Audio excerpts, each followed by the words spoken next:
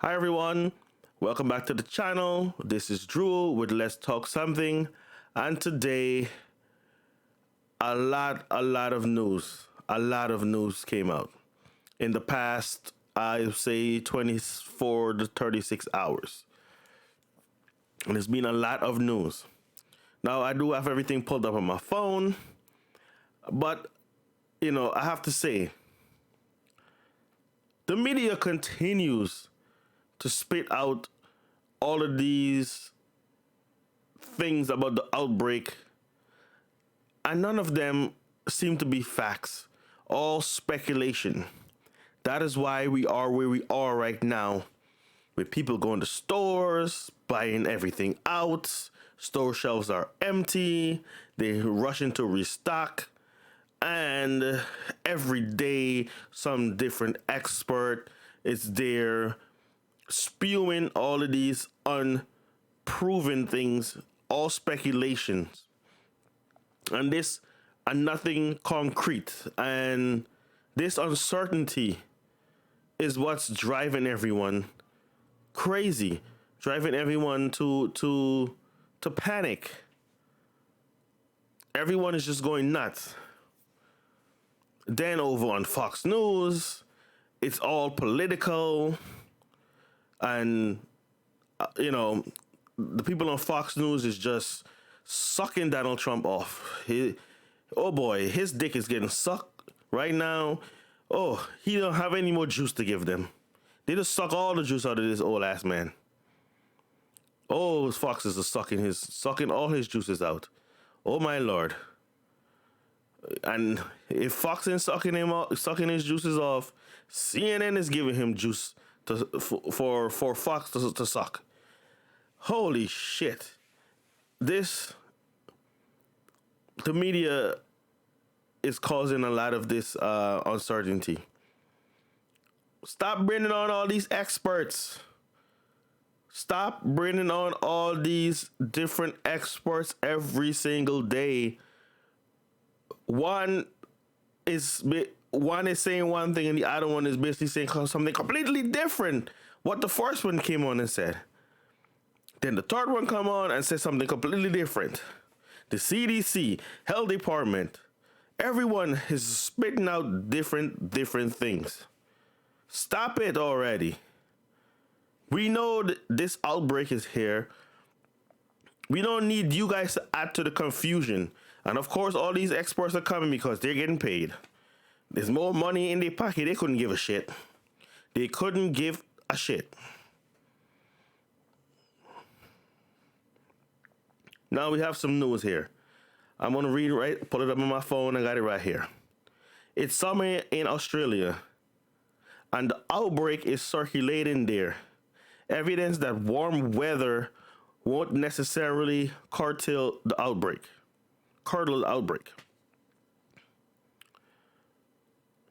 Some symptoms of the new outbreak appeared similar to those of the flu and common cold.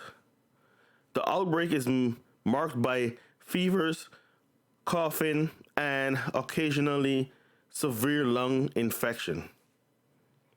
Because flu and colds tend to fluctuate with the seasons, retreating in the summer and returning in the winter each year, many people, including the president, have expressed optimism that impending springtime warmth could basically see this outbreak, don't stop spreading as much as it is now.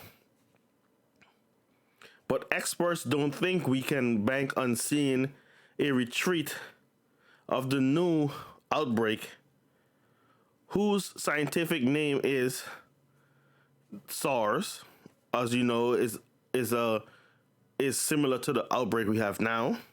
Well, not similar, but same type of, the name I can't say. Come spring and summer. So there we go. That's all as far as I'm going to read from there. That article is from Business Insider. But you have Dr. Oz doing his media tour.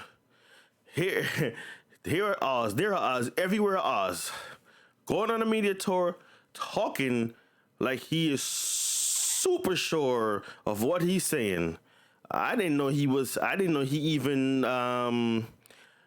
Maybe I'm wrong because I don't know much about the man. I don't know what he's on TV and saying all that stuff.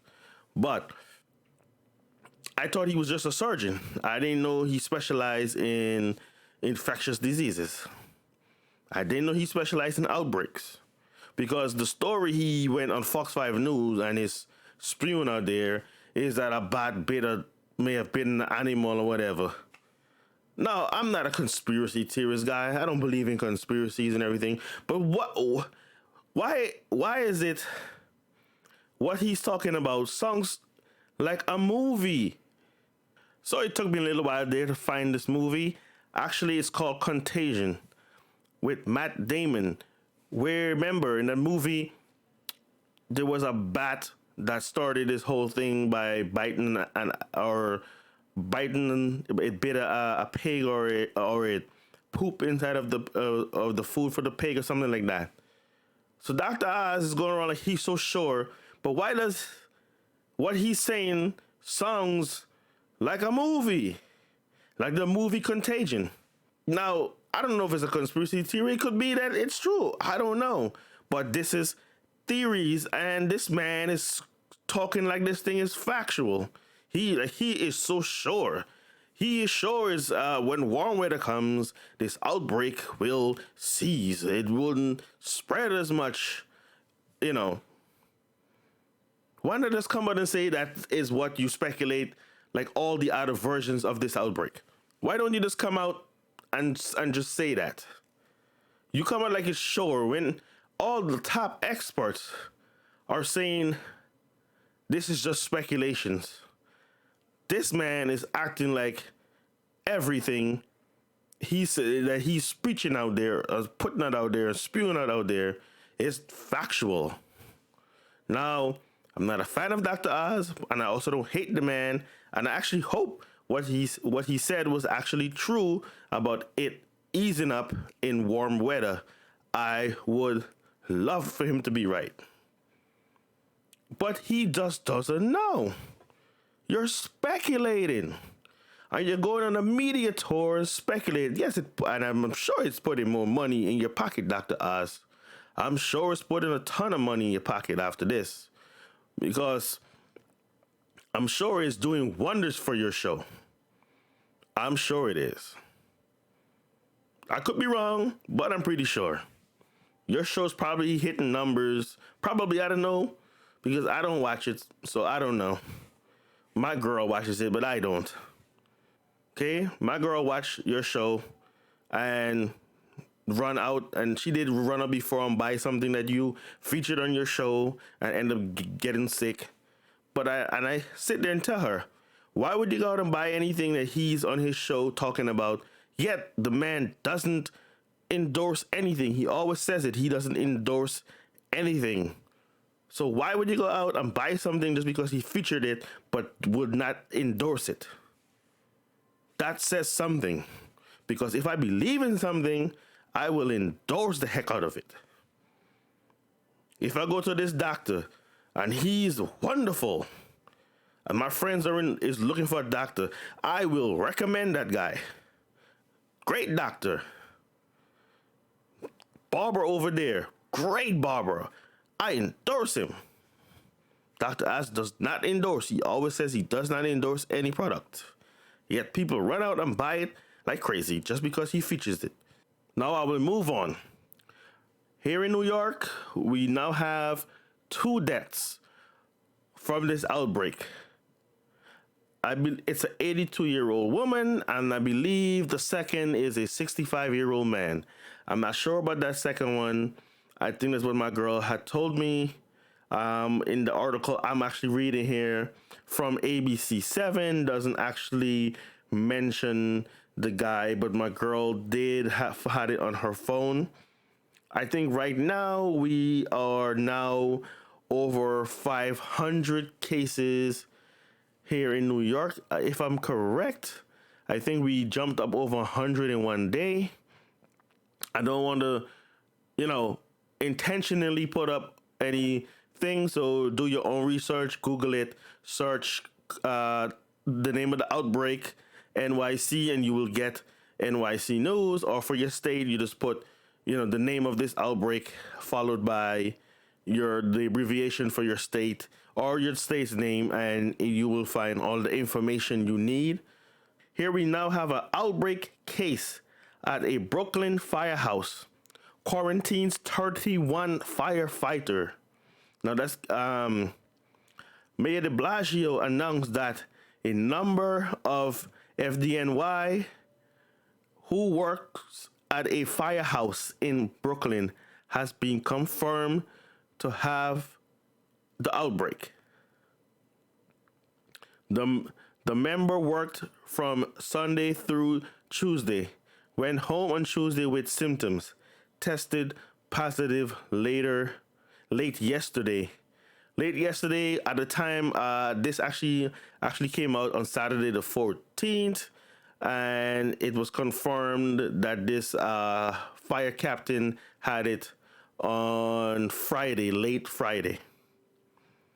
So, and so so they actually put the story out on Saturday the 14th.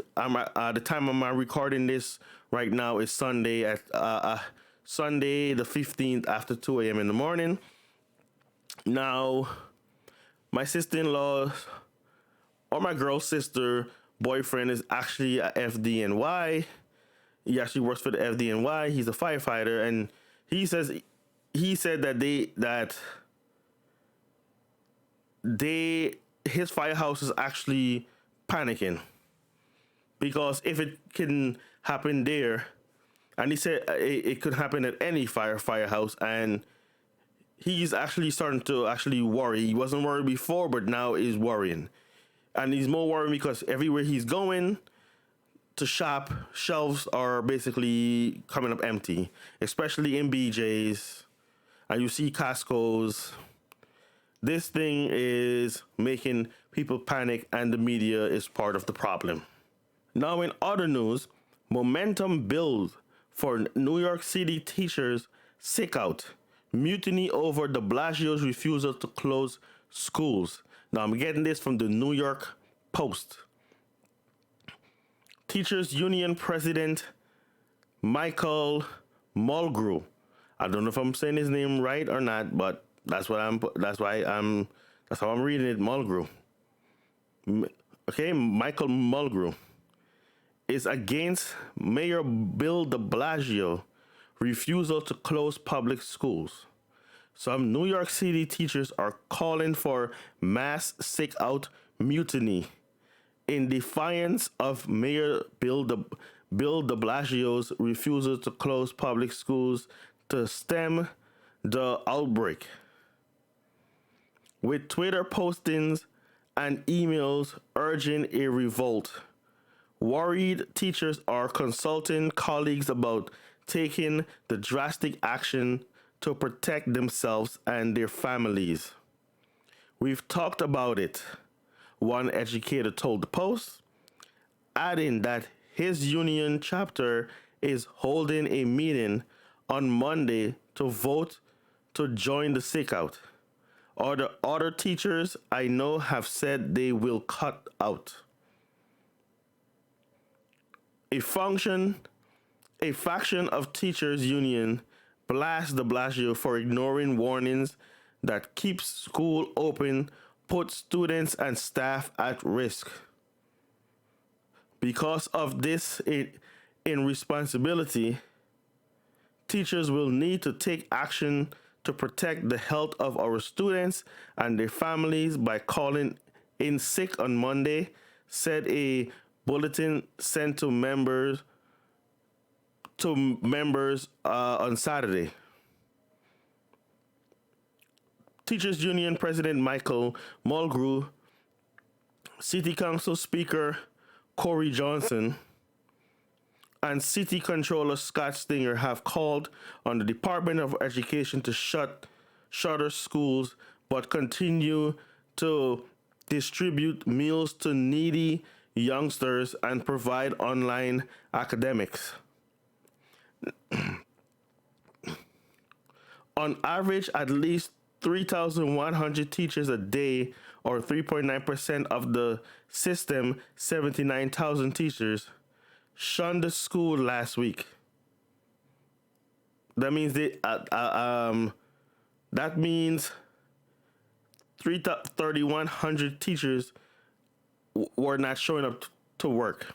A DOE spokesman could not give the teacher absenteeism rate for Friday, when students' attendance plummeted to 68%, down from 89% on Monday.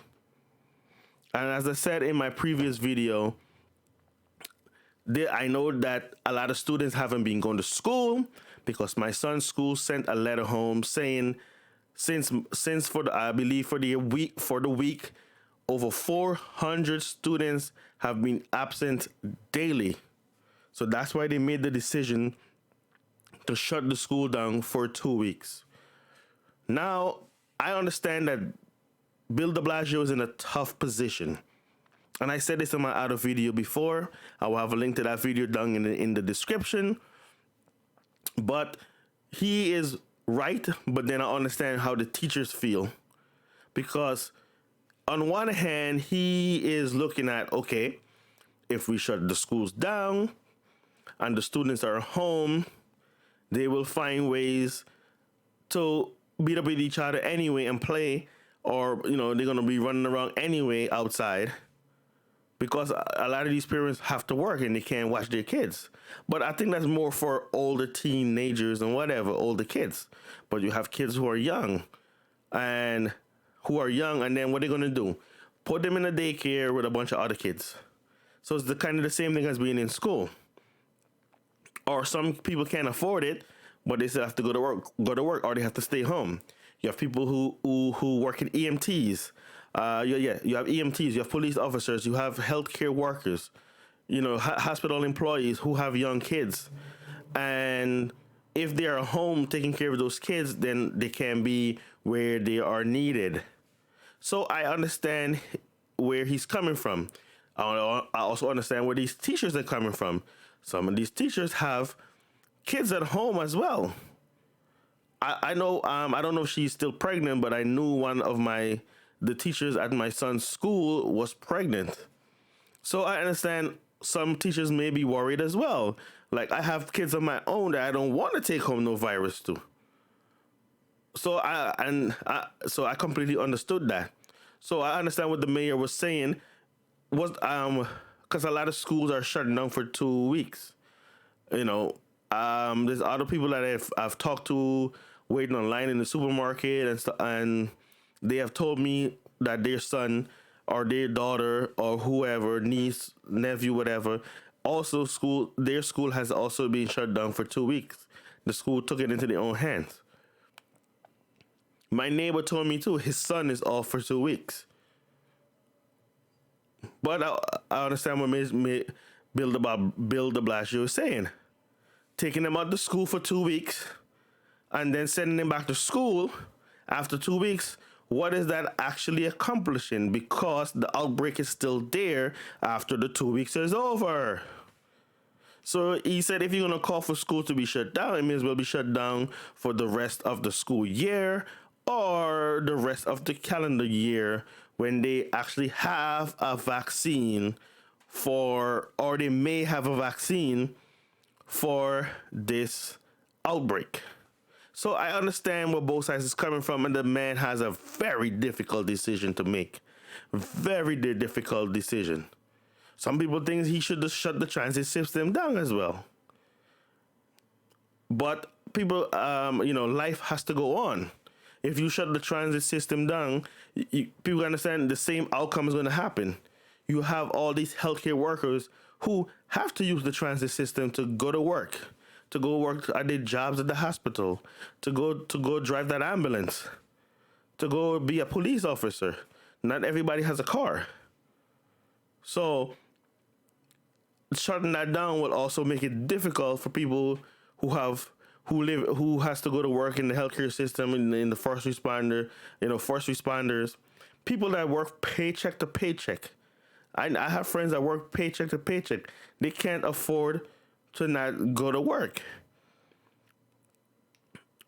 Okay, and my brother, one of my brothers, plan if they shut the transit system down, he will walk to work. He don't care how long it takes him. If it takes him 2 hours to walk from home to work, he will walk it, and he will come back as he has his kid to support, and he will make that trip every day. He will walk it in the morning, and he will get a ride half of the way from his co-worker, and then walk the other the other half home.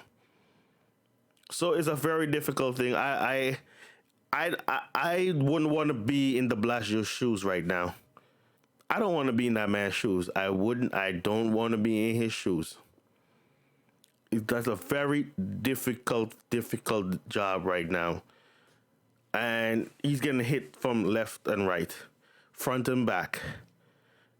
No matter what he do, he will get criticism. If he shuts down the schools because of this outbreak, people in emergency systems and healthcare and the healthcare system will bash him for doing that. And if he don't, teachers, parents are getting on him for that too. And of course the city councilmen who are also pushing for this. In I believe in one other news, two councilmen.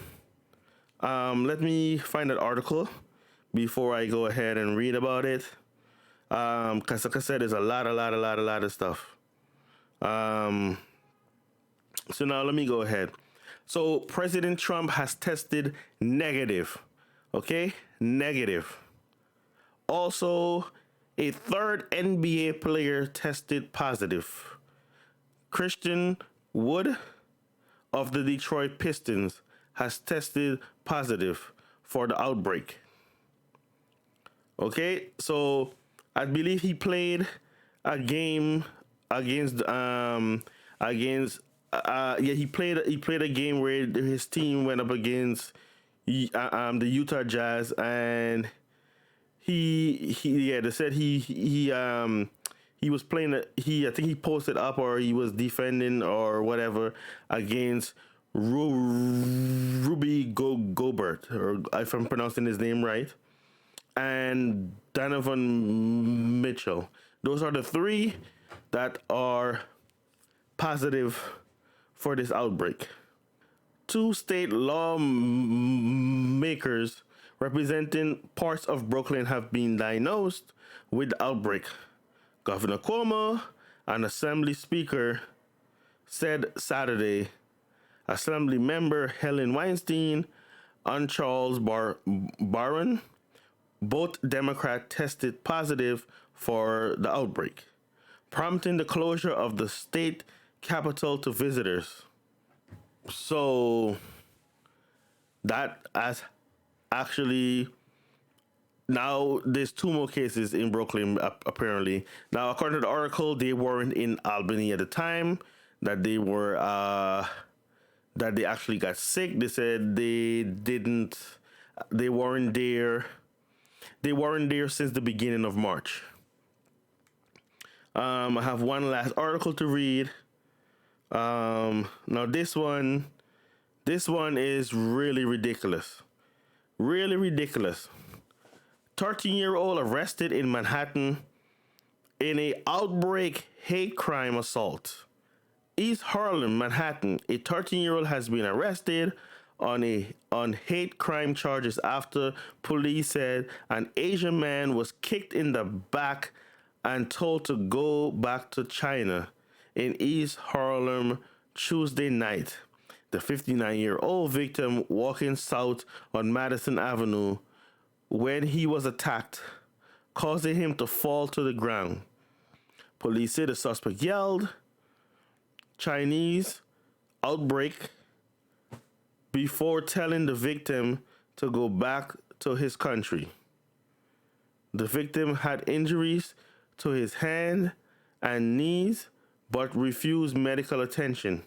He said the same suspect spat in his face and said Chinese have the outbreak on Saturday.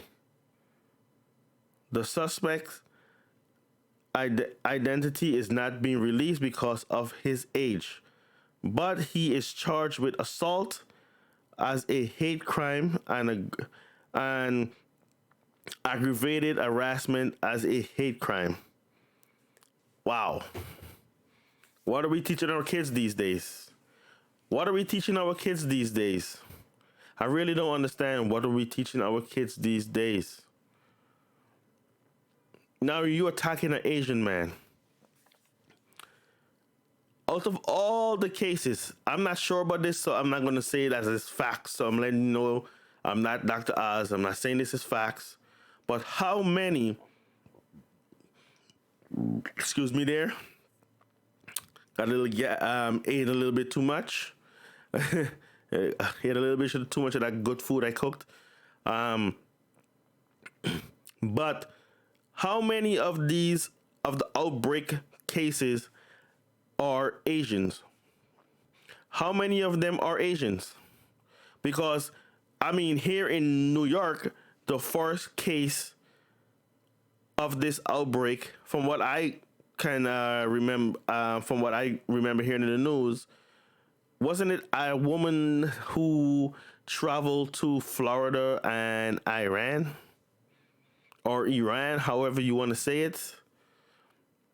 Then the second was a man from Westchester who is not Asian. This is true. Leave a comment down below. Please give a thumbs up. Leave a comment. Well, I think I already said that. Hit that bell notification and share this video. That's it. This is Drew with Let's Talk Something. See you in the next video.